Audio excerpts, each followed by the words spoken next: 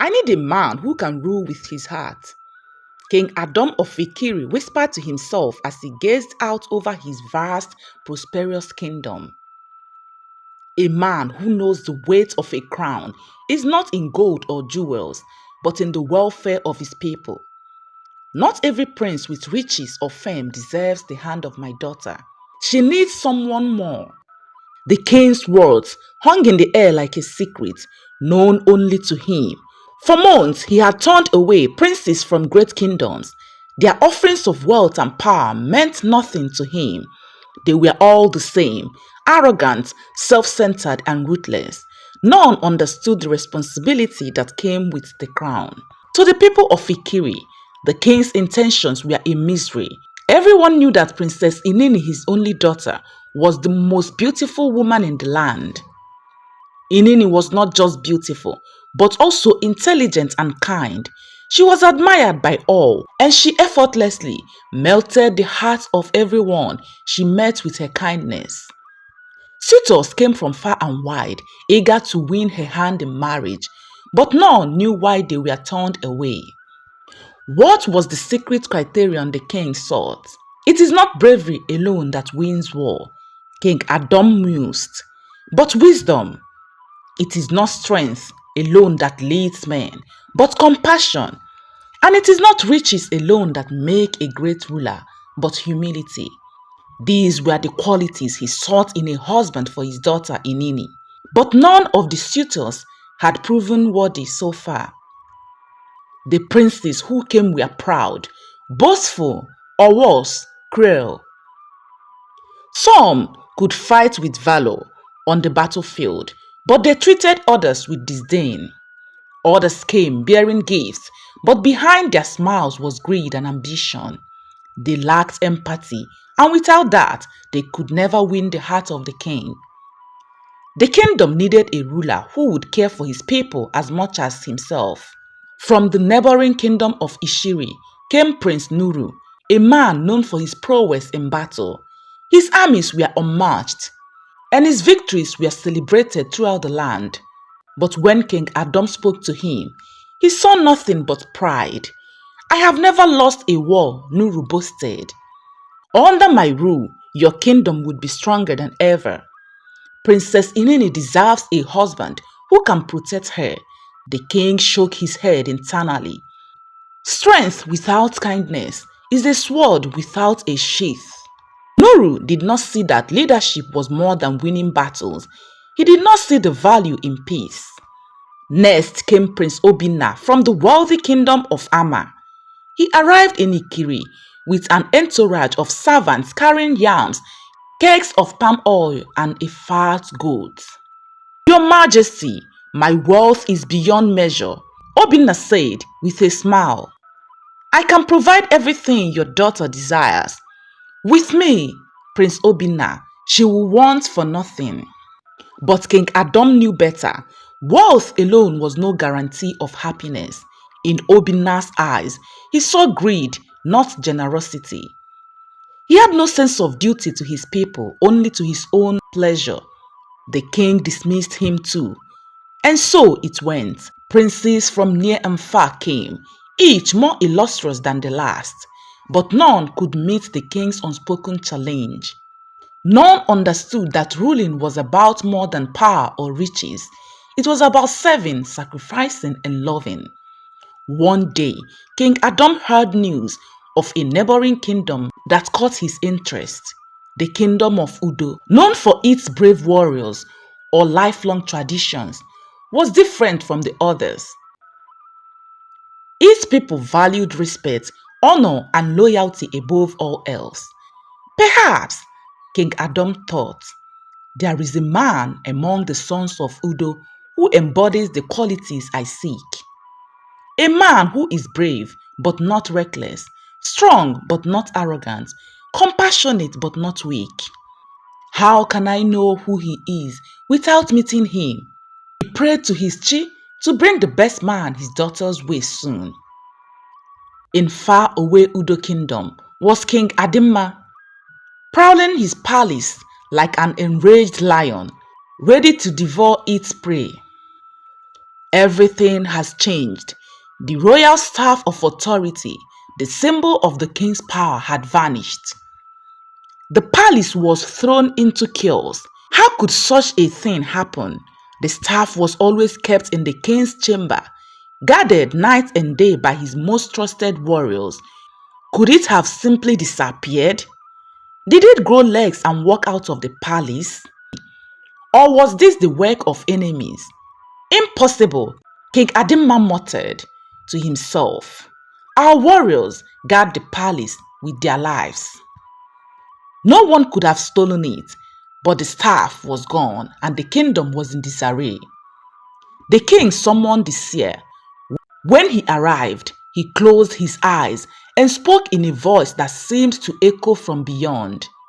The staff of authority is in the kingdom of Ikiri, he said. Ikiri? King Adima frowned. How did he get there? Could King Adam have sent his men to take it? No, that cannot be. King Adam is a just and peaceful man. There is no way he could have done that. There must be another explanation. The seer nodded. The staff has found its way there by forces beyond our understanding. You must send 2 men to retrieve it.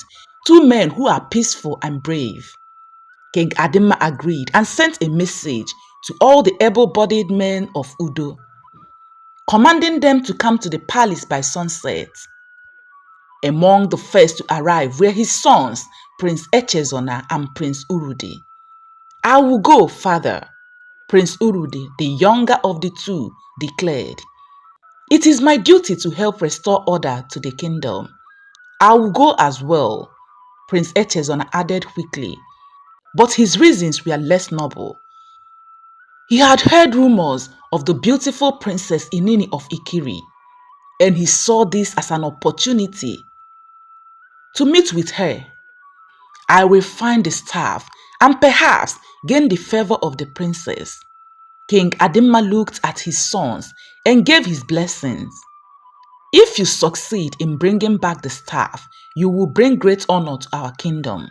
The next morning, before dawn, the people of Udo gathered at the village boundary to bid farewell to the 2 princes. The seer was summoned to perform a ritual for their safety. He warned them that the journey would be peaceful but filled with distractions and tests. Do not lose focus, he said. Your task is to retrieve the staff and nothing more. As the princes began their journey, the path before them seemed long and winding. They encountered challenges that tested their patience and character. Along the way, they met a wise maiden, a spirit in disguise, who appeared only to Prince Urudi. You seek the staff of authority, she said softly. It is hidden in a cave ahead. But beware, you must not enter the cave together. One must go in while the other waits outside. If you disobey this, both of you will be lost. Urudi thanked the maiden and told his brother about the cave. The journey to the mystery cave was such a long one, but the brothers finally reached there after 3 market days. Echezona, eager to prove his worth, insisted on going in first. His brother Urudi helped him roll off the stone that covered the cave's path, granting him entrance into the cave. Echezona went in first, but emerged frustrated. Because he could not find the staff, he had searched the cave with impatience, his eyes only on the prize, and had found nothing. He ordered his brother, the young Prince Urudi, to go and search himself. Urudi entered the cave with a calm heart, and it wasn't long before he found the staff. As he prepared to leave, the maiden appeared again. Be cautious, she warned. Your brother is not as he seems. He values his own ambition more than your life. Urudi, though confused, trusted the maiden's words. When he emerged from the cave, Echezona took the staff with excitement. Urudi, my brother, now that we've found the staff, we will have to find our way to the kingdom stream and then look for a place around it to rest, so that by dawn I would see the princess. I learned that she goes to the stream every morning to take her bath with her mates before sunrise. Urudi, the empathetic one, agreed to do his brother's bidding, though he knew it would be better they make their way home to return the staff and restore joy in the palace and in their community. But he also knew part of the reason his brother agreed to embark on the journey with him was to meet with the princess. They got near the stream and found a small clearing in the bush, made fire and decided to sleep, and continued the next day as planned. But Echezona, in his greed, struck Urudi with a stone and left him to bleed to death. I just have to get home as soon as possible. I am not going to wait to meet with the princess. I will see her next time, he said to himself and left, leaving his brother there to die. As dawn broke over the kingdom of Ikiri, Princess Inini and her mates made their way to the stream, unaware of the events unfolding. Along the path, they found Prince Urudi, wounded and weak. Kind-hearted Inini ordered her mates to help him, and they carried him to the herbalist for healing. The healer took one look at Prince Urudi and shook his head. He is gravely injured, but he has strength. His spirit clings to life, though it will take time. Princess Inini stayed longer than she intended, watching over the stranger. He had fought for something, that was clear, but why was he alone, and who had done this to him? The princess wondered. The healer worked tirelessly to bring him back from the brink of death. Each night, Princess Inini visited, offering words of encouragement, though she did not yet know his true identity. While Urudi recovered in silence, his brother Echezona returned triumphantly to Udo with the staff. The people of Udo gathered around as they saw the staff and assumed that he had succeeded heroically. "My people," he called out, raising the staff high above his head. "I have returned with the staff of authority to restore order and peace to our kingdom." The villagers erupted in applause. The king himself stood at the entrance of the palace, his chest raising with hope. But amidst the celebration, Echezona told everyone that Prince Urudi had been attacked by wild animal on their journey, and he had died a noble death. He fought bravely. Echezona lied, but the wilderness claimed him. "I barely escaped with the staff." The people, though saddened by the loss of the young prince, held him as a hero. They mourned Prince Urudi, unaware he was still alive and healing in Ikiri. The king was heartbroken, but proud of his elder son's supposed bravery. But this victory was short-lived. Back in Ikiri, the priestess had a vision and informed King Adam that the man destined to marry Princess Inini had arrived their kingdom. The king, startled by the priestess' revelation, stood from his throne. "Who is he and where is he now?" "He is in the healer's care," the priestess replied. "He will present himself in 7 market days, and when he does, you will know him to be the one. Fate has already set the path." The king was overjoyed. After all these months of waiting, the man worthy of his daughter had arrived. He immediately began making preparations for the stranger's arrival. Urudi was beginning to recover. One morning, the princess arrived at the healer's hut as usual to see him and know how he was faring. Urudi was obviously feeling better. He could talk now, just that he was still weak. Urudi thanked the princess. "I owe you my life," he said, "but I cannot stay. I must return home. Before you go, I must ask, who are you, and why were you found so far from your kingdom?"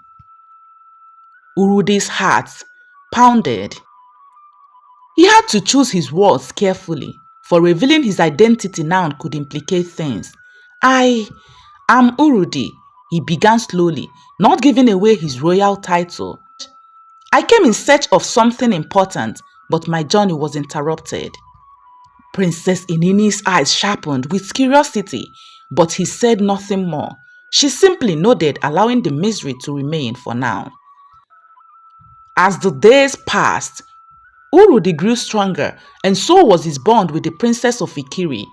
They spoke often and shared quiet moments by the healer's hut, though the looming burden of his unspoken identity was weighing him down. He knew he had to return to Udo and reveal the truth about his brother's betrayal, but something about Inini kept him settled. On the day he was to leave, Princess Inini approached him with an unexpected request. "Before you return to your kingdom, would you visit my father the king?" she asked, her eyes hopeful. "He would give you his blessings." Urudi held back. He was grateful for her help, but revealing himself to the king of Ikiri could implicate matters. Still, he could not refuse her, not after everything she had done for him. "I will visit him," he agreed, "and then I must return home." But when they arrived at the palace, everything changed. As soon as Urudi entered the palace, the seer recognized him immediately. "This is the man who will marry the princess," she declared. King Adam, seeing the goodness in Urudi's eyes, welcomed him with open arms. "Welcome to Ikiri Kingdom, my son," the king said, ordering his maids to bring him kola, and immediately one of the kingdom's special dish was served to him. As he ate, the king engaged him in a conversation. "Tell me, son, where are you from and what brought you to my kingdom?" Urudi knew he had to lay it bare to the king, and so he revealed his true identity to King Adam of Ikiri Kingdom, and also told him about his journey and his brother's betrayal. The king was furious, but held back his emotions. "When you leave here and return to your kingdom, what will you do about your brother? Can you truly forgive him?"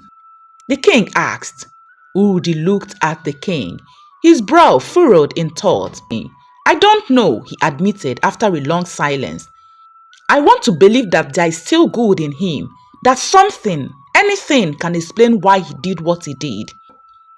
You know, sometimes the people we love can hurt us the most, but if we carry the burden of anger and betrayal, it will only poison our hearts. I will forgive him," he said. The king turned to him, surprised by his insight. "How is it that you understand so much?" he asked. Urudi smiled. "I understand because I've seen what holding on to pain can do to a person. My father, he carries many burdens as a king. He's seen war, loss, and betrayal, and it has shaped him into the man he is today. But he always says that true strength lies in forgiveness and moving forward, not in revenge." King Adam considered his words. "Maybe you're right," he said softly. "Maybe that's the only way you will ever find peace. You're indeed a perfect match for my daughter, Princess Inini. Do you see her in that light?" "Yes, my king. I've grown fond of the princess in these past days, and I would like to return to my kingdom and let my father know that I've found the one." The next morning, as the first light of dawn filtered through the trees, the princess in the company of the warriors led Urudi to their village boundary and bid him farewell as he journeyed back to his kingdom with the hopes of returning for the princess. Upon reaching the outskirts of his kingdom, Urudi noticed an unusual hush among the villagers. Whispers followed him as he walked through the streets, and people stared at him with their eyes widely opened, as if they had seen a ghost. Some ran off at the sight of him. News of his supposed death must have spread far and wide. An elderly woman approached him cautiously. "Prince Urudi?" she asked. He gave her a reassuring smile. "Yes, it is I." She gasped, covering her mouth with her hand. "They said you were gone, taken by the whites." Urudi's jaw dropped. "Lies. It seems have been greatly absorbed." He continued toward the palace, his mind racing. If the people believed he was dead, then Echizona's lies had taken deep roots. The need to confront his brother and set things right became even more urgent. As he entered the palace, guards and servants stopped in their tracks, shock evident on their faces. Word of his arrival traveled quickly, and soon the king himself emerged from his chambers, his eyes wide with disbelief. "Urudi," the king exclaimed, his voice a mix of relief and confusion. "My son, you have returned." Urudi bowed respectively. "Father, I have much to tell you." Before he could say more, his brother Echezona strode into the palace, his face paling at the sight of his younger brother. For a moment, the two princes locked eyes. "Urudi," Echezona said, I thought you were lost. Did you?" Urudi replied evenly, "It's a wonder how quickly such conclusions were drawn." The king sensed the undercurrent between his sons and gestured for them to follow him into a private council chamber. "Come," he said sternly, "we will speak in private." The princes followed their father, and in the quiet conference of the council chamber, the king took his seat at the head of the table while Urudi and Echezona stood opposite each other. "Will someone tell me what is happening here? Urudi, where have you been? And Echezona, how is it that you believed your brother to be dead?" Urudi took a deep breath. "Father, during our journey to retrieve the staff, we faced many challenges, but with the guidance of a mystical maiden, we found the cave where the staff was hidden. She warned us to enter separately, and I heeded to her advice. But when I found the staff and emerged from the cave, Echezona struck me with a stone and left me for dead, taking the staff for himself. These are baseless accusations, father. He must be delirious from his injuries. I would never harm my own brother," he muttered. "I have no reason to lie. I was found and nursed back to health in Ikiri. The people there can attest to my story." The king's eyes narrowed as he considered their words. "Echezona, you claim that Urudi was killed by wild beasts. Is this true?" He hesitated for a fraction of a second before responding. "Yes, father, it was a tragic accident, and I barely escaped with my own life." After much back and forth, Echezona confessed his betrayal and was thrown into the cell. "Father, I bring not only the truth, but also a proposal that will strengthen our kingdom. During my time in Ikiri, I met Princess Inini. She and I have formed a bond, and I believe an alliance with Ikiri would benefit us greatly." The king leaned forward, intrigue evident on his face. "An alliance with Ikiri? That is a significant news. There is more. Ikiri's seer foretold that I am destined to marry Princess Inini." Prince Urudi said, "This is a serious matter. If what you say is true, it could change everything." With the king's support, Prince Urudi married Princess Inini of Great Ikiri Kingdom in a ceremony that united not just the two, but also the kingdom of Udo and Ikiri. King Adam of Ikiri Kingdom, in his fulfilled and happy state, spoke to his people. "Today, we celebrate not only the love between my daughter and his noble prince, but also the values that will guide our kingdoms for generations to come. Honor, compassion, and justice," he declared.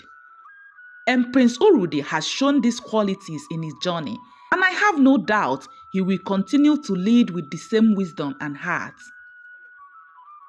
As the wedding ceremony came to a close, a solemn oath was taken by the couple to rule with love and fairness, ensuring that both kingdoms thrived under their care. King Adam lived the remaining days of his life in fulfillment, for he had given his precious daughter out for marriage, not just to any man, but to the one who had all the good qualities.